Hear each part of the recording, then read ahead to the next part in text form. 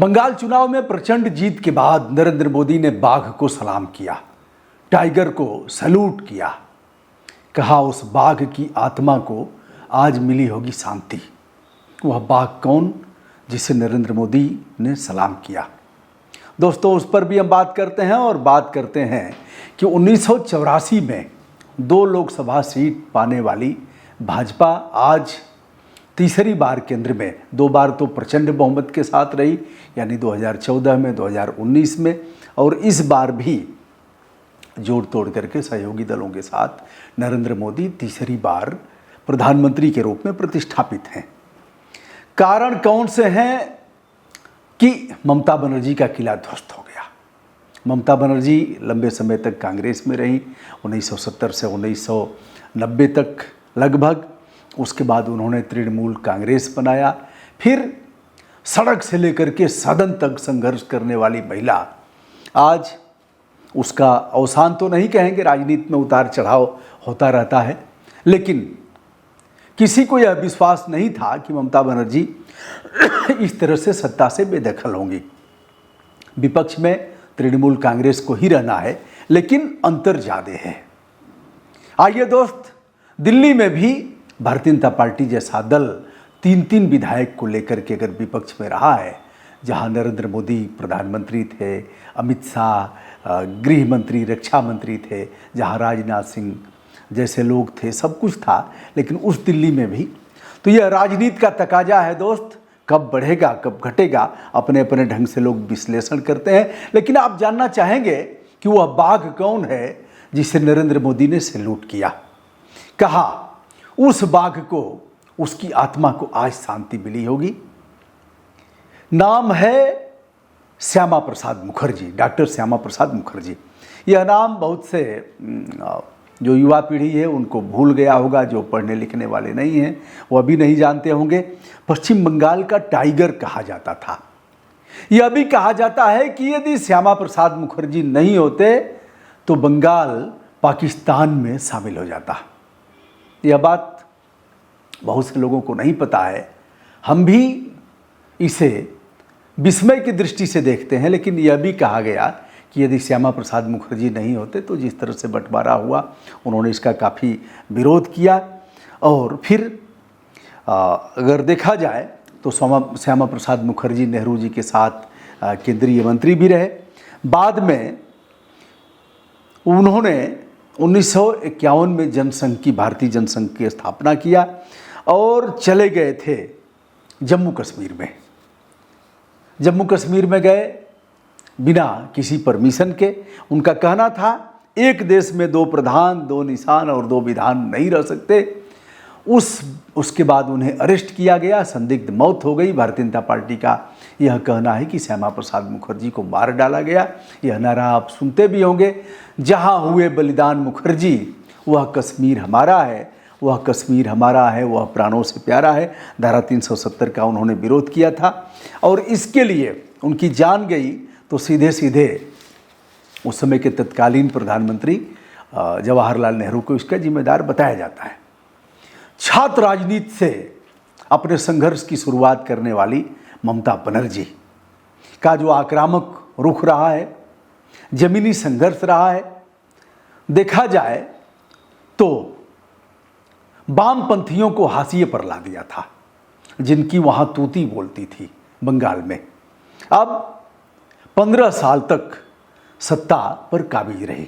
15 साल अगर देखा जाए कि बिहार में भी लालू प्रसाद यादव और राबड़ी देवी के सत्ता का समय 15 साल रहा। 20 साल तक नीतीश कुमार सत्ता पर काबिज रहे, कभी इनके साथ कभी उनके साथ, कभी अल्टी पल्टी मार करके, यानी काबिज रहे। 15 साल के बाद अवसान हुआ, लालू प्रसाद यादव की सत्ता गई, लेकिन 20 साल तक छक्का मारा नीतीश कुमार ने। 15 साल तक ममता बनर्जी ने, जिस ममता बनर्जी ने भाजपा को हाशिए पर लाया, यानी 0 सीटें निकली थी 2016 में, यह चुनौती नरेंद्र मोदी को देखा जाए तो उन्होंने सत्ता संभालते ही पश्चिम बंगाल को टारगेट किया था। यानी 2014 में वह प्रधानमंत्री के रूप में काबिज होते हैं, 2016 में पश्चिम बंगाल का चुनाव आता है। नरेंद्र मोदी इसे चुनौती के रूप में लेते हैं इस चुनाव को, और कोई कोर कसर नहीं छोड़ा। जितना करना था सब किया, साम दाम दंड भेद, लेकिन ममता बनर्जी को हिला नहीं पाए और हाशिए पर रह गए। अगला चुनाव आता है 2021 का। उस चुनाव में सब कुछ किया और यह मान करके चल रहे थे कि इस बार हम ए दीदी ओ दीदी और इनको हम सत्ता से बेदखल कर देंगे। लेकिन ममता बनर्जी का ऐसा वर्चस्व, ऐसा जमीनी संघर्ष कि हिला नहीं पाए। यद्यपि अच्छी सीटें आई, लेकिन ममता बनर्जी पूर्ण बहुमत के साथ सरकार बनाती हैं। ये आगे यदि देखा जाए तो अब यह तीसरी बार था। वहाँ के युवाओं को हताशा और निराशा लगी। जिस कोलकाता में, जिस पश्चिम बंगाल के तमाम शहरों में देश से लोग जाते थे, अमिताभ बच्चन जैसे लोगों ने कोलकाता में ही नौकरी की शुरुआत किया था। तमाम लोगों ने कोलकाता से अपना व्यापार किया। ईस्ट इंडिया कंपनी वहीं आई थी। तो उस कोलकाता और उस पश्चिम बंगाल से यदि पलायन हुआ युवाओं का, वह गए हैदराबाद गए, मुंबई गए, दिल्ली गए, तमाम शहरों में गए, तो यह कहीं न कहीं इस बात का संकेत था कि जिस सरकार को उन्होंने चुना था कि हमें रोजगार मिलेगा, शिक्षा मिलेगी, पलायन रुकेगा, उच्च स्तरीय मेडिकल की सुविधाएं होंगी, रोजी रोजगार होगा, उस पर ममता बनर्जी खरा नहीं उतर पाई। अब एक हताशा का भी कारण था। अगर देखा जाए तो 45% सीटें भाजपा ने जीता है उन क्षेत्रों में जो मुस्लिम बाहुल्य कहे जाते हैं। यह भी एक मामला है। क्या इससे इस बात का अंदाजा लगाया जाए कि मुस्लिम भी ममता बनर्जी से काफ़ी संख्या में नाराज थे। उन्हें यह लगने लगा था कि ममता बनर्जी हमारा उपयोग करती हैं, हमारे वोटों को भुनाती हैं, लेकिन हमारे लिए कुछ करती नहीं है। अब इसमें भारतीय जनता पार्टी ने इसे भी खूब भुनाया।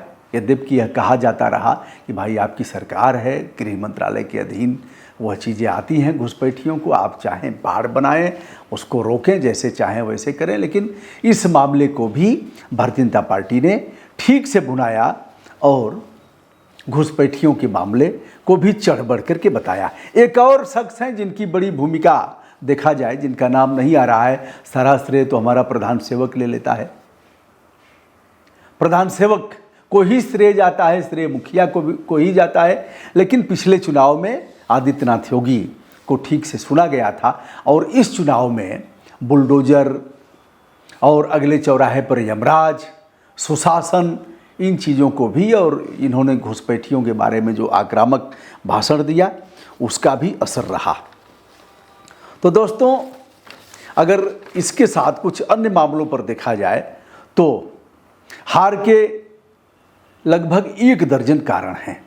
मेडिकल कॉलेज RG कर मेडिकल कॉलेज का वीडियो भी हमने किया था, जहां एक डॉक्टर के साथ, जो प्रशिक्षु डॉक्टर हैं उनके साथ जो हिंसक वारदात होती है, यानी यौन उत्पीड़न क्या फिर दुष्कर्म होता है, और उस मामले में भी CBI जांच बैठी। इसमें ममता बनर्जी की बड़ी किरकिरी हुई और भुनाने वाले अगर अच्छे हों तो छोटे मामले को भी वह ठीक से भुना सकते हैं। पलायन की चर्चा हमने किया ही। एक चीज़ और लगा कि राज्य सरकार सुरक्षा नहीं कर पा रही है, यह भी था। भारतीय जनता पार्टी ने इस चीज़ को भी ठीक से बुनाया कि हमारे कार्यकर्ताओं को चुन चुन करके मारा गया है। हिंसा में हमारे कार्यकर्ता मारे गए और उनको मारने का काम ममता बनर्जी के इशारे पर ही किया गया। यद्यपि ED, CBI इन्होंने खूब अच्छे ढंग से छापा मारा और ED के हाथ से फाइल लेकर के भी ममता बनर्जी चली गई। ED जहाँ थी वहाँ ED के ऊपर अपराध भी दर्ज हुआ। यह मामला हाई कोर्ट से लेकर के सुप्रीम कोर्ट गया। सुप्रीम कोर्ट ने इस मामले में डांट भी लगाया और एक नाम इस चुनावी समर में अगर देखा जाए SIR को लेकर के और अन्य मामलों को लेकर के ज्ञानेश कुमार का भी आता है, जो मुख्य चुनाव आयुक्त हैं। तमाम कमेंट हमने पढ़ करके सुनाया है। अब दोस्तों, दिन भर हम नहीं थे, व्यस्तता रही है, इसलिए हम कोई वीडियो नहीं कर पाए, क्षमा करिएगा। आगे फिर से मैं कल आऊँगा और आपको अन्य कारणों पर बताऊँगा। दोस्तों, मैं हूं ब्रजभूषण दुबे, विनम्रता के साथ हमारा सादर प्रणाम।